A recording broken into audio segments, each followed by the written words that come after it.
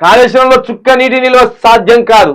చూడు మొత్తమే ఈ నిజంగానే కాళేశ్వరం వీలు చేసిందా డిజైన్ అంటే కాదు, ఇది ఆల్రెడీ వైఎస్ఆర్ హయాంలో ఉన్న ప్రాజెక్టుకే పేరు మార్చి చెప్పింది వీళ్ళు.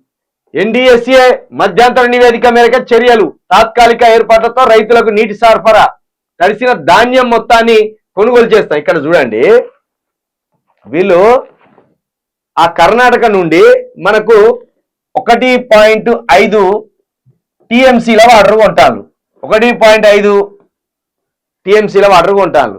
ఇది కొనే బదులు అదేదో ఇక్కడ కాళేశ్వరం, మేడిగడ్డ, సుందిల్లా ఈ ప్రాజెక్టులను రిపేర్ చేస్తే ఈ వాటర్ కొనవలసిన డబ్బులు ఇక్కడ మిగులుతాయి కదా.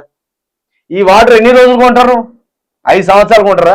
మరి 5 సంవత్సరాలు కొనే బదులు 5 నెలల్లోనో 6 నెలల్లోనో ఈ ప్రాజెక్టులను రిపేర్ చేసి వాడుకుంటే శాశ్వతంగా అక్కడికి వస్తాయి కదా. ఆ కర్ణాటక కోనికి పైసలు తీసుకపోయి వాని ముఖం మీద కొట్టే కంటే, వాని జేబులో పోసే కంటే ఆ పైసలే ఈ సుందిల్లా, ఈ మేడిగడ్డ, ఈ అన్నారం, ఈ కాళేశ్వరం మీద రిపేర్ల కోసం ఖర్చు పెడితే మనకు ప్రాజెక్టు మిగిలినట్టు ఉంటది, మన రైతులకు 24 గంటలు వాటర్ అందినట్టు ఉంటది.